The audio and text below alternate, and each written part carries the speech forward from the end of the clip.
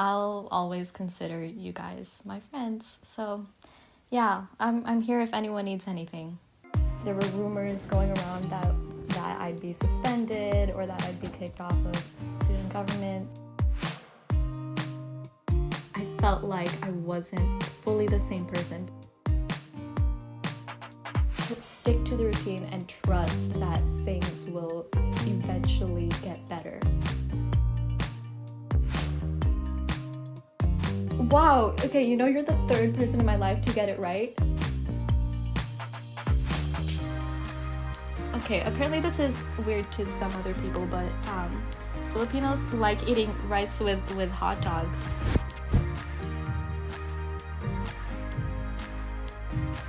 Yeah, oh my gosh, it really has been that long since we talked.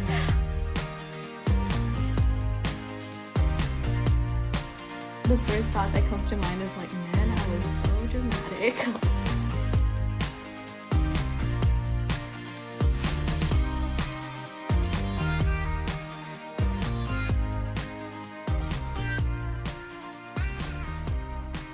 Actually never talked to anyone from the forums at all. Really? Never ever? Yeah, never, yeah. That's... Yeah, this is very weird. Yeah, no, that is... Well, well... Yeah, you're the first. Oh, well, okay, that's a lot of pressure right now. The first person you've ever heard, okay, from MTV. Yeah, so you better make a good impression. I'll try. But yeah, so you've been alright, right? Yeah. For the most part, I think. I guess. I mean, what is all right during these, what is all right? times? Yeah, or what is all right in general?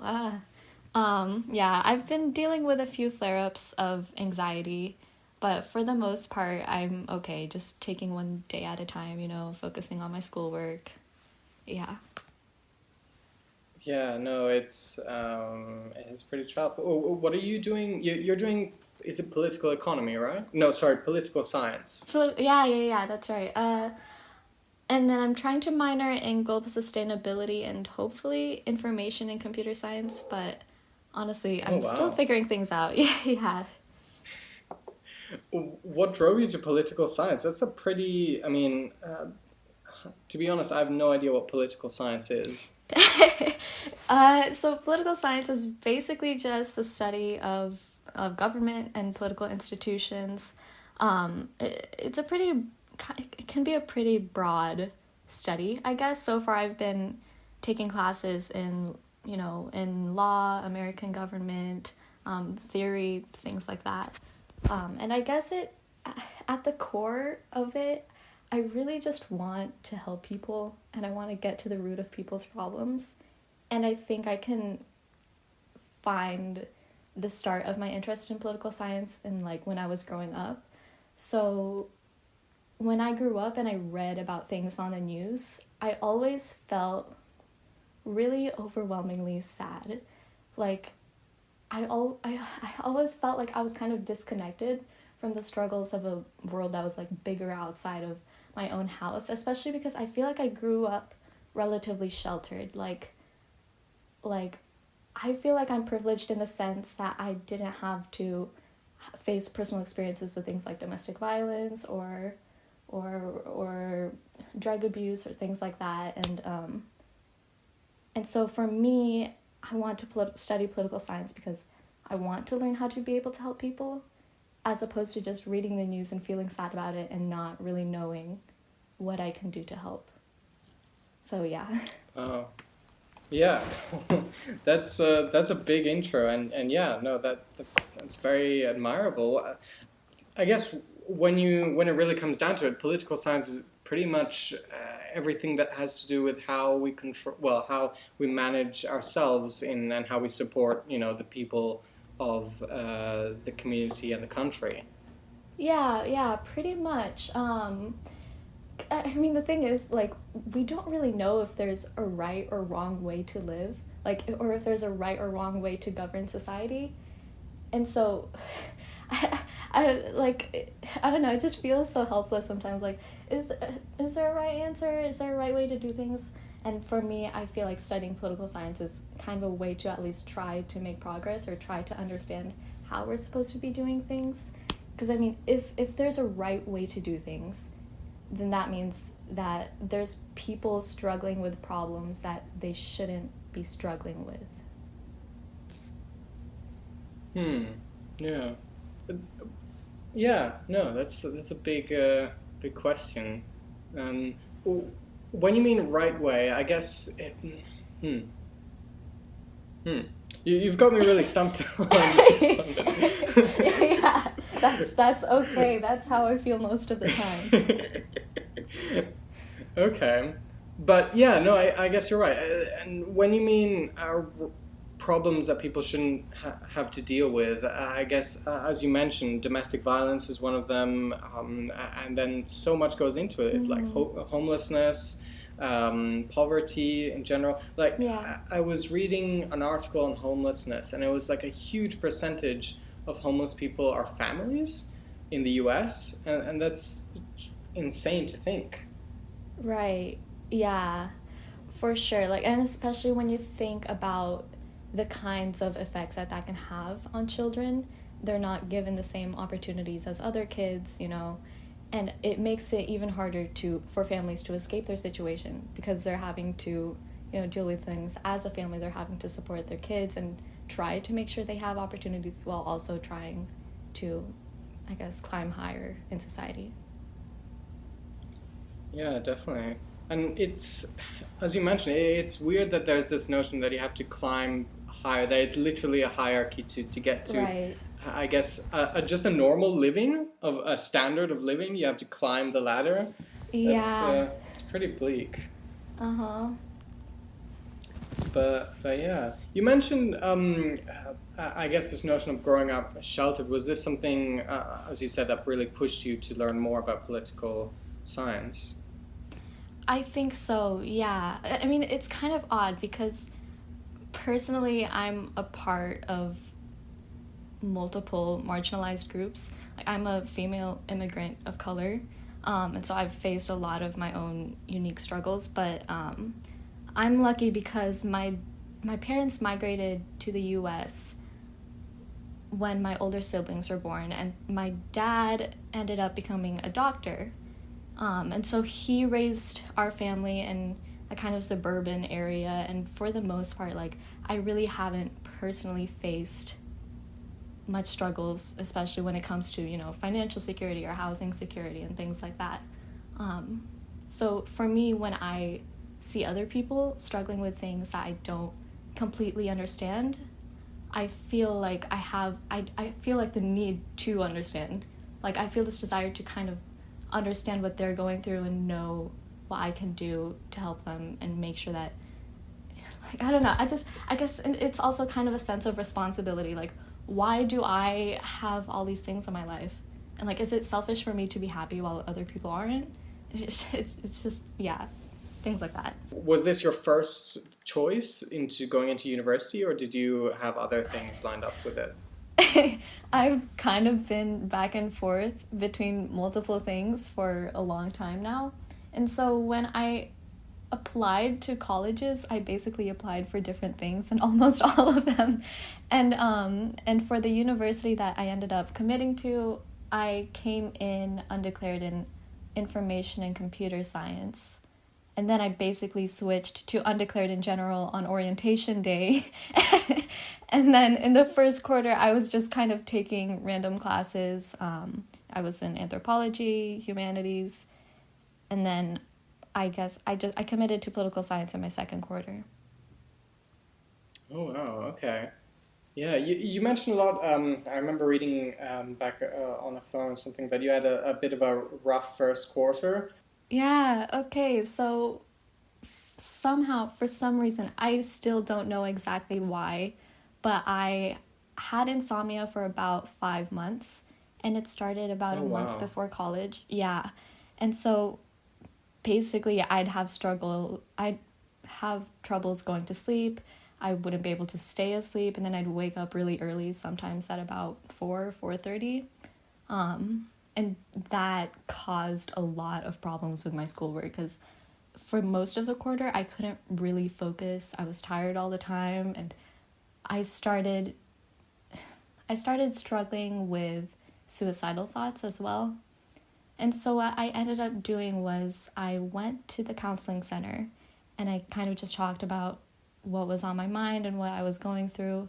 She basically told me she didn't know how to help me. She was like, yeah, it seems like you're coping with stress pretty well, so I don't really know what exactly is wrong. So she sent me to basically our hospital at the university. She didn't know how to help me either. So she gave me sleep meds that are basically sedatives and said, okay, work on your sleep habits for a few months. She gave me a sheet of paper of things to do, and said, yeah, just work on your sleep habits, your sleep hygiene, use these sleep meds if you have to, but technically you shouldn't use them because they're horrible for you. So yeah. And I guess I don't really know exactly how I got over it eventually. I think that for the most part, my problems were a combination of anxiety and the sleep hygiene thing. So every day I tried really, really, really hard to do everything that the doctor told me. Like, she gave me a sheet of paper and it said things like exercise, get direct sunlight, drink warm milk before bed. And I was like, avoid caffeine, things like that. So I tried to do as much as I could every day. And ultimately, I also just put my health first before schoolwork. Because it was really tempting for me to just go like screw this, I don't want to deal with this, I'm just going to focus on school and just try to suck it up. But no, I tried really hard to focus on dealing with anxiety and stress, and so I'd make sure to take time for self-care and things like that. And eventually it just faded away. It was huge, but yeah. That must have completely derailed the whole first quarter, as I can imagine. Pretty much. Like at the time, I'd always think, oh, life would be so much easier if I didn't have to deal with this, or I'd be so much happier if I didn't have this. And the trouble was, like, I was struggling with just having a will to live or a will to just keep trying. And so I'd look around me and see people working hard and, complaining about schoolwork or complaining about how many things they had to do. And I'd just be like, in my head, I'd think that they were so lucky to be able to worry about those things because, like, I wanted to feel that way. Like, I wanted to understand why I wanted to do things that I wanted to do. I wanted to understand, like being able to worry about schoolwork again.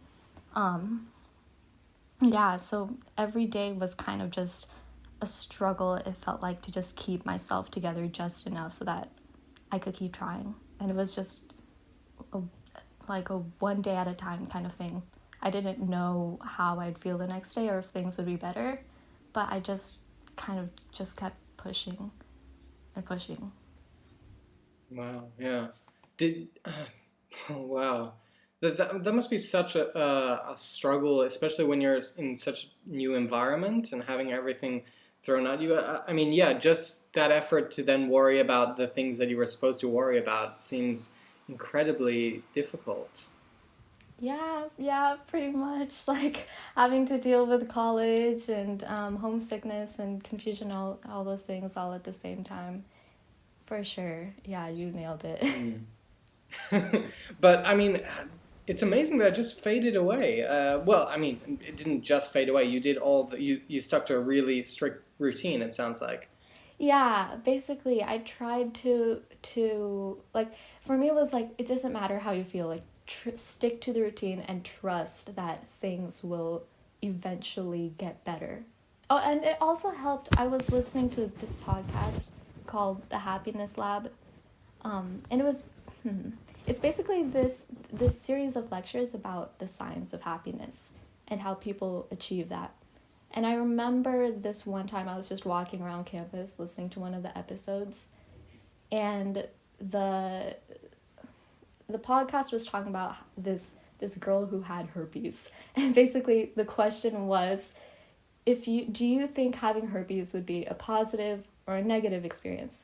Like the obvious answer is like negative. Like, of course, like why why would you see that as a positive thing? But they basically said that there was this one girl who got herpes, and obviously it was a struggle for her because she was having to deal with alienation from her friends and all the physical symptoms. But eventually she said that she was actually grateful for the experience because it made her more Oh. knowledgeable. Yeah. Yeah. So I was listening to that podcast, and it kind of just led me to think, like, yeah, I'm going through something, but it doesn't have to be something that completely derails my life. Like, I can tell myself, yeah, life would be so much easier if I wasn't dealing with anxiety or insomnia or whatever, you know. I could tell myself that, oh, I'd be happier without this and this and this. But the fact is, like, hardships are inevitable, and so as long as one problem disappears, a new one's gonna come up anyway. And so for me, it's like, it's having to deal with, it's trying to find happiness where you are, wherever you are, whatever you're going through. And so for me, like, I also just started to see my insomnia as something that I was capable of dealing with. Even if it was really difficult, I could still manage to find some reason to keep trying in my daily life, if that makes sense. Yeah, no, it definitely does. And I mean, as you said before, you've also going through this experience, you've come out of it stronger and know how to deal with things and have this insight that I don't think many people have. Thank you. Yeah, no, for sure. Like, I look back on the experience now, and I kind of, I want to say that I am grateful for it. Maybe I'm not completely there yet, but I want to say that I'm almost grateful for what I had to go through, because in the end, like, it was all temporary. It all ended, and now I'm in a better place, and I can look back and say, like, yeah, the experience made me more knowledgeable. Like, I'm taking better care of myself. I know that sleep's important. I know how to I'm better at coping with stress and things like that. No, that's really good to hear. If let's say you had a chance to speak to I don't know, first quarter, is it Alyssa? I'm not sure Yeah, how you yeah, it is. pronounce. Oh, it's a How'd you really beautiful know? name, by Yeah, the how'd way. you know? Yeah, everybody always says Alyssa first. How the heck did you know? Oh my gosh, thank you. No, no worries. It was complete coincidence. I just went for it and Wow. Okay, you know, you're the third person in my life to get it right. One person was my freshman year high school geometry teacher. Second person was a random Starbucks barista. And now you're the third. So congratulations. thank you. I feel honored. But yes, if you had the chance to speak to first quarter you, what would you say to yourself? Oh my gosh. I feel like first quarter me wouldn't even listen. um uh I guess I'd, oh shoot, I don't know. I No guess I'd pressure. say, yeah, no pressure. I guess I'd just try to say, like just keep trying. You know, everything's temporary and you will make it through, you know, just trust. Yeah. No, that's great. Yeah, I mean, everyone goes through really tough periods, but I think especially that first, I think entering into everything during that age, especially, but your first year of uni, and then I think your last of high school are some of, I think, the toughest moments for many, for most people, I think. It depends, obviously, but everyone that I know has always just told me a story that they've had about dealing with a lot of things during that time. Yeah, I definitely agree. I mean, first off, because we're like leaving our hormonal teenager stage, and we're like that awkward, we're in that awkward limbo area where we're still trying to deal with our hormones, but also becoming legal adults at the same time, or at least in the U.S. But yeah, no, I agree, especially because you're having to deal with a new independence that you haven't had to deal with before. Obviously, that's not the case for everybody, but generally speaking, it can be kind of a shock to a lot of people, I think, and as it definitely was for me, because you have this life with your parents at your home, and that's the life that you know, like the first 18 years of your life. And then all of a sudden, you're in college and you're surrounded by people who don't know you. You're having to deal with school and things like that. Yeah, I definitely agree. What what would you say? You've had this experience, as you said, in your first quarter, and you're getting through it. But what are some of maybe the new things that you found out about college and just maybe things that you didn't know about yourself?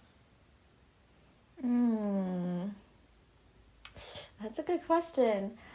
In terms of college, I think that a lot of it really has to do with self responsibility, and people don't stress that enough when you're in high school. I feel like at least for me, I was not prepared for that at all. Um, and I mean, I guess nothing really can fully prepare you for college or for adult life and whatnot. But I think that what's interesting about college is suddenly you're in so much control. You get to decide your schedule, you get to decide what you do and when.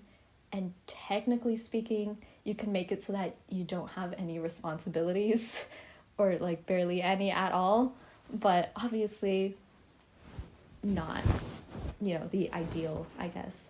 Yeah, I think that's ultimately what I learned most about college is how to cope with that new sense of control over your life. Yeah. So your major is political science, and then Right. you've got a minor in global sustainability, but then you want to do a second major in what was it again? Or a minor in information and Oh, computer okay. science. Yeah, no worries. Oh, okay. Is that like a normal amount of things to be studying at once? That sounds like a big workload. It depends. No, it definitely depends like on specifically what majors and minors you're taking. Like that would not. Ooh. Oh, I don't know. It also depends on how much you want to commit yourself to school because yeah, for a lot of people their focus is mostly just one major, and then there's a few people who try to take on three majors. And then there's this one girl I know. She's engineering and or she's majoring in both engineering and dance. And every quarter you're supposed to take a maximum of 20 units of classes. She takes 32. And I don't know how it's possible. Jeez. Yeah. Um yeah, I think okay. I guess my workload's a little bit more than what's the standard, I guess, but it's actually not too difficult, considering that political science doesn't have as many requirements compared to a few other majors. Okay, yeah, I see. Oh, and at the end of this course, I don't know, what is do you have a career planned out? Do you have, I don't know, a dream job? Absolutely not. Yeah, I'm still trying to figure it out. I feel like I'm not trying to put any pressure on myself to have a super strict plan of what I want to do after college. Um, I think that like especially when it comes to career and graduation, there's only so much you can do to plan and prepare. And I read somewhere at least in the US, the majority of people who graduate from college don't start out with a job that's related to their major. And so for me like that indicates just that you can't really, guarantee what opportunities are going to come to you. And so my plan right now is just that I'm going to try to look for internships and jobs or volunteer opportunities that have to do with political science throughout college, but I don't I don't have any specific plans for after college yet. Okay, yeah, that sounds pretty reasonable, I think, in general. It's also a bit, yeah, it's, as you mentioned, I think most people definitely don't start off with what their major is related to in terms of subjects. Do you know what most, like, I don't know, in general, what most political science students end up being or doing? I don't know about most, but many do end up going to law school and studying for a few more years. Some go into nonprofit work, some try to work in, local government, things like that. Was there anything before, as you said, I mean, you applied to several subjects in several universities, but was political science like before you applied to that? Was that something that you had on your mind, or something that came up a bit last minute? It came up in my mind multiple times growing up, but then I'd always squash it down. Yeah, like in junior year, in junior year of high school, I ended up co-founding a club that had to do with political awareness, and that ended up being an extremely stressful and frustrating experience. And so I thought, like, I don't want anything to do with politics. It's horrible. It's like it weighs me down a lot. So I I said, I'm definitely not going to study political science. And then 1 year later, I was like, maybe I do want to do political science. And then over the summer, obviously, I was like, no, computer science. It's just a frustrating cycle for me. Yeah, it comes up in my mind repeatedly, and I think the thing that causes me the most hesitation is the fact that politics can be such a conflictual field, I guess. But I mean that's the thing. You can't really avoid that. So I'm learning to just face that fact and know that conflict doesn't necessarily have to be a bad thing. And especially when it comes to politics, conflict is what leads us to make progress. What was so stressful about the politics club? Oh boy.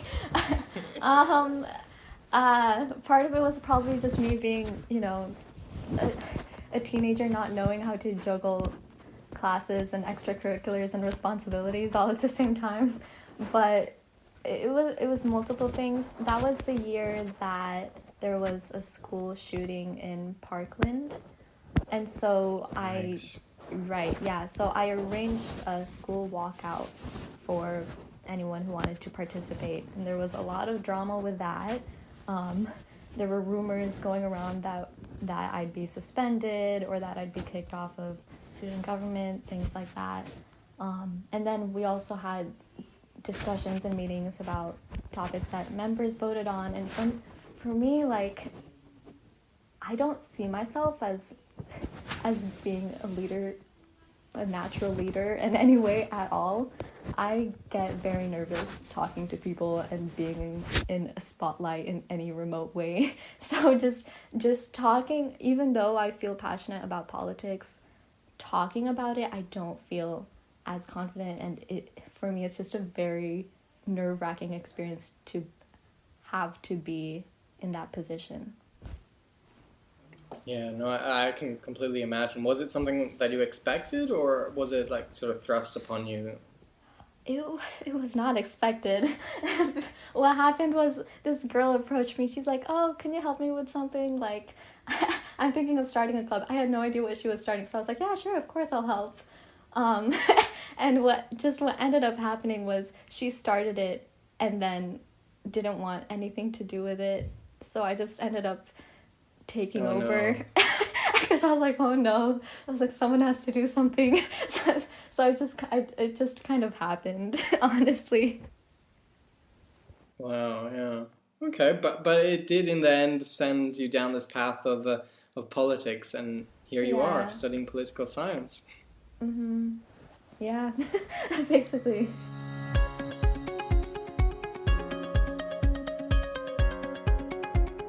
That's a fair point. Okay, well, let's start with something more simpler. What do you have for breakfast? What do I have for breakfast? I have rice most days. Sometimes I'll switch it Rice? up. Yeah. Yeah. Yeah. Yeah. Just the Just Filipino just plain out lifestyle. rice. Not just straight up rice. Usually with other things. Okay. Apparently Mm, this is weird to some other people, but Filipinos like eating rice with hot dogs. So I have that for what? breakfast every now and then. Yeah, rice with hot dog meat. Wow. Yeah. Some days I'll have toast. I honestly it doesn't matter. As long as I eat, I'm happy. Okay, now I know this is definitely gonna get it. What are you reading right now? Oh boy. uh, I'm not able to read much whenever I have a lot of schoolwork to do, just because I prioritize that before anything else. Um, ooh, the book I read most recently was, I think, This Tender Land. I don't remember who it's by, but it's about these orphans who escape from a school for, I guess, Native American kids, and they go on this journey um, in a canoe, and it's really interesting. It it's a fictional story, but it's based on a historical context that the author did a lot of research on. Okay. Yeah. Yeah, like basically in the US, they had these things what they called Indian schools. And the slogan of these schools was kill the Indian, save the man. And so they'd forcibly separate Native American kids from their parents and from their families. And they'd put these kids in these schools, and a lot of these schools had a lot of issues with, sexual abuse, and violence. And so the story kind of starts out with that and talking about the problems that actual kids had to go through in real life in these very real schools. Yeah. That's must be a really heavy topic. I think with Mm-hmm. Native Americans as well, it's been a huge topic for years, and especially with their communities. I'm not completely sure on how the situation there is now, but I know a lot of Yeah. communities are just in really bad situations, or just in a really bad position. Yeah, no, for sure. I don't know too much about it either, but generally, yeah, a lot of community or native communities right now have to deal with disproportionately high rates of poverty and neglect from the government. And especially right now with COVID-19, Oh yeah. yeah, I read something about how they're especially vulnerable, especially because they don't have running water, or like, and when you think about in history the fact that they were especially vulnerable to diseases like smallpox, um, the consequences of COVID-19 on their communities is a lot more dramatic than in other places in the U.S. Yeah, no, I can imagine. Also, the fact that, like as you said, their facilities are a lot poorer than most other places. So maybe I mean, just simply getting to hospitals or ventilators, etc., is just going to be um, a huge burden on them. Yeah, exactly. Yeah. Wow. But this book, I mean, this book's obviously focuses on, as you said, these Indian schools, and sort of how the Native Americans were treated back then. Mm-hmm. Yeah. It mainly just focuses on the setting of the school specifically. It doesn't deal so much with problems that the communities face as a whole, but yeah, basically just going back in history to this specific moment in time. Oh wow. What brought you to that book? Honestly, I didn't really know what I was getting into when I read it. I just got it from my sister because she subscribed to this thing called Book of the Month, and so once a month we get a book that she picks, and I just picked it up and started reading. Honestly, that's all there is to it. Oh, that's yeah. No, some of my favorite books have been just like pickups and reads. I've like some books that I've looked like for a long time. I've just ended up being uninterested in, and then I pick up a random book, and it ends up being my favorite for the year. Yeah. What's your favorite book right now? Oh, okay. So I've just finished reading a book called New Power, and Mm-hmm. it's really interesting because it's all about how like especially with the rise of the internet and these new communities, like new establishments have been gaining more power rather than old ones. So a good comparison is like I guess the government and maybe corporations, especially online corporations.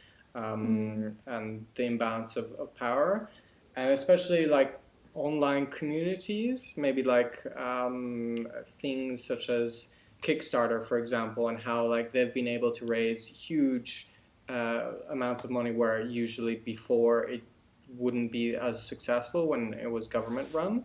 So it's a really interesting book. I would definitely recommend anyone who's into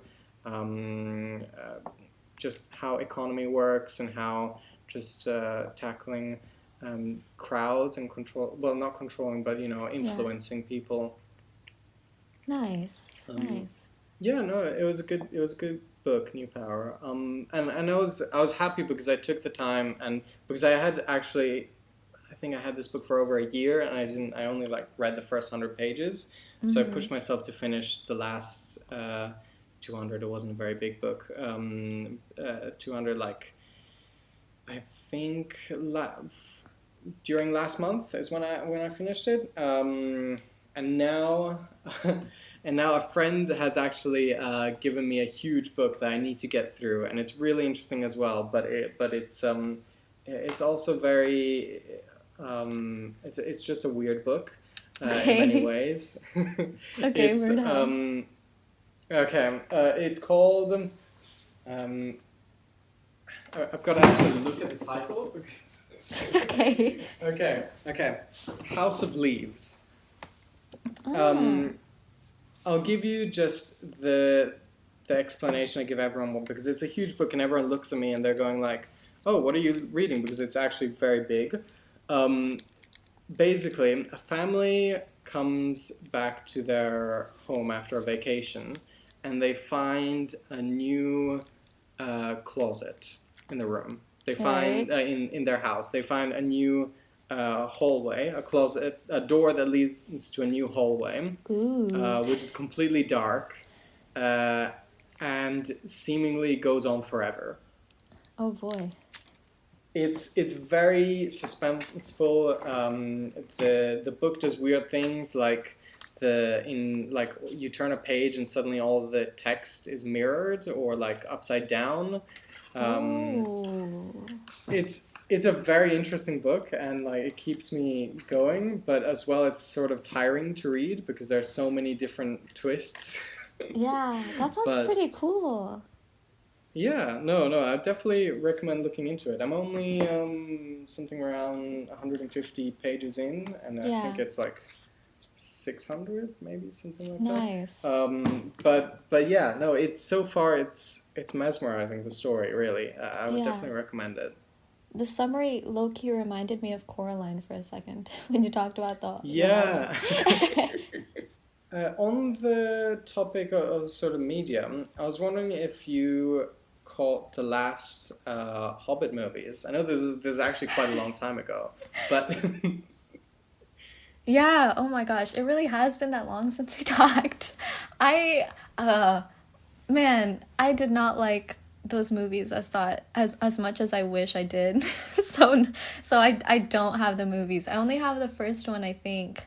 Yeah. mm-hmm. Yeah. Really none of them. I'm still very loyal to the Lord of the Rings movies. Well, I think a lot of people would agree with that. So you didn't like any of the movies at all? I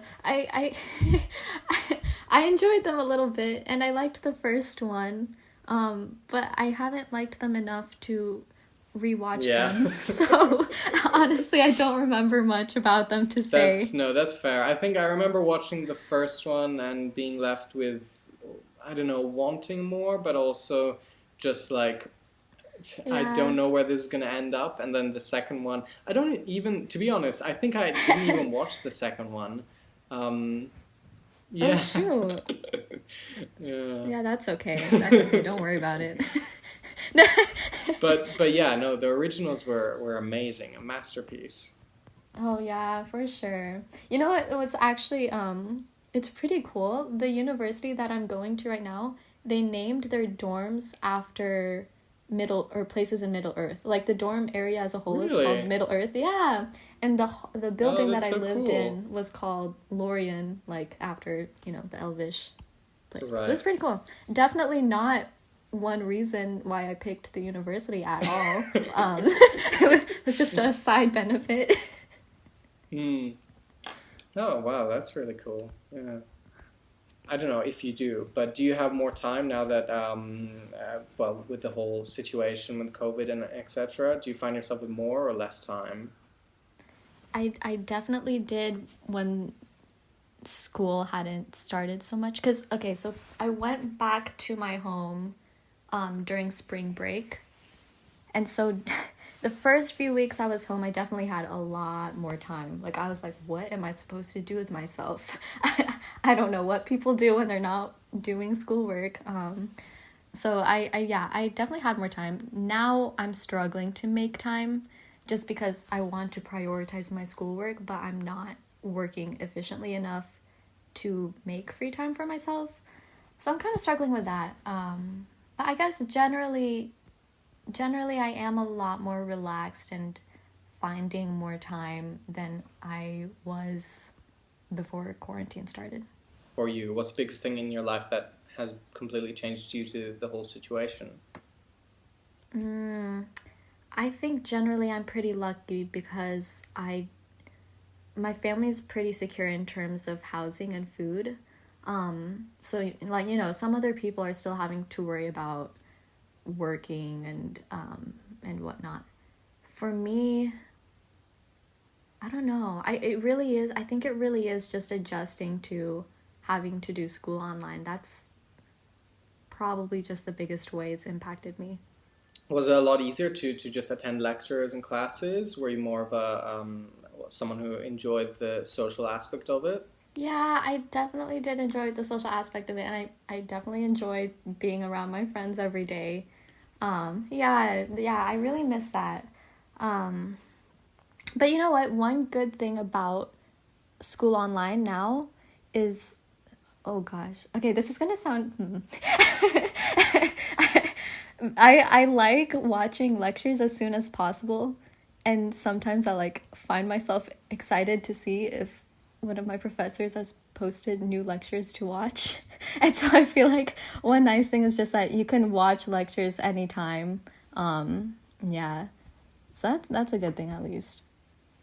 Yeah, yeah, okay. That's very Hermione of you. Yeah. I was like, should I say this? Should I expose myself like that? No, but I think that definitely shows your dedication and the fact that you really enjoy it, which is great. Yeah. I don't think well, I think many students also enjoy it, but Yeah, definitely some no, don't. it's to be honest though, it's not like that all the time. Like I don't care for math. That can go. I don't need that in my life. But yeah, Yeah, just push it aside. Not yeah, that important in the those end. lectures can wait. Yeah.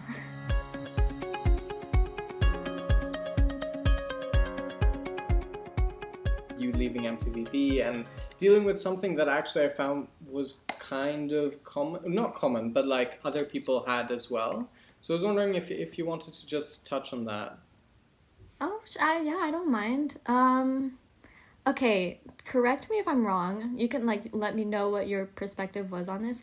I don't. Okay, from what I remember, I left because I felt like I was feeling social pressure, right? Mm-hmm. Like pressure to be something I didn't feel like I was. When I look back now, like I think the first thought that comes to mind is like, man, I was so dramatic. Like I was just being an emotional, my emotional teenage self. But well, what do you remember from that time?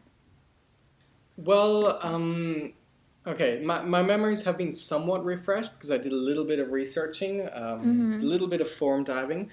Oh. I think, yeah, yeah, it's always hard to look at yourself posting things back then. It's like, what were you thinking? Oh What yeah, were you very thinking? brave of you. Very brave. Thank you, thank you. But yeah, no, as you said, I think that's the thing, social pressure. I think a lot of people, I think there's, from what I've also spoken with a few other members who have either left the forums or have either changed their ways. of just posting is something similar. It's that you create a persona of yourself online, someone who maybe isn't completely you to have fun, but then when we sort of when we got to know each other more, we kept sort of ourselves in check in the sense that like everyone looked at you as this, always happy, always super kind person, while that, that's maybe a little bit unrealistic to think of someone to be always that kind of person. And that's completely understandable. Like to have that kind of pressure on you is not really easy. But okay, I've realized since then the problem definitely was not you guys at all. It wasn't you, it was me. No, like I think my perspective on it now is that I was just dealing with a lot of self-esteem issues on my own, and especially like I was trying to cope with like new ideas of myself. I didn't like in my personal life, in real life, I felt like I wasn't fully the same person. But I look back now and it feels like I was more genuine online than anything else. And I was just trying to understand like why do I feel like a different person sometimes? Why can't I always be this way? And I don't know. I think it was just me trying to cope with the fact that we're all complex human beings. We all act differently in different situations. And so, yeah, for me, it was like, I look back and if there was any pressure for me to be happy or, really generous and kind and supportive and whatnot all the time, that was pressure that I was putting on myself. So, yeah. Yeah, well, that's very kind of you to say, and yeah, that's definitely an interesting outtake. I think, um, in the end, yeah, I think it's tricky to look back, especially because you're looking back at and seeing what people say, but it's difficult to sort of capture what people are thinking and like what what was going on behind the things that people post in general. Right. So yeah. But no, I mean, I guess it's good to hear to think, especially that you've come out of it, as you said, with many things that you do come out of it stronger. Yeah, for sure. Yeah, it was just like a weird stage in my life, like also trying to adjust to high school and just learning new things about myself. Mm-hmm. You know what? Well, I've never spoken to you, which is why, but I've never thanked you in person about that whole operation you did back then with the other members operation where you made just a list of comments about me. Oh my gosh, yeah. Wait, no, I barely remember. I barely remember. It was a long time you're ago. absolutely welcome, of course.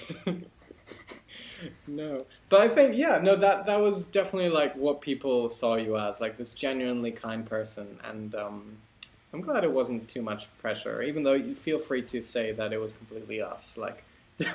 No, thank you. No, it definitely wasn't that. It really wasn't at all. Like that was just me. I feel like generally speaking, I'm the person who's most harsh on myself. And it's really for me. I slip into self-loathing a lot. Like it's really easy for me to criticize myself, and that was just those moments where I was doing that. But yeah, it really wasn't you guys at all.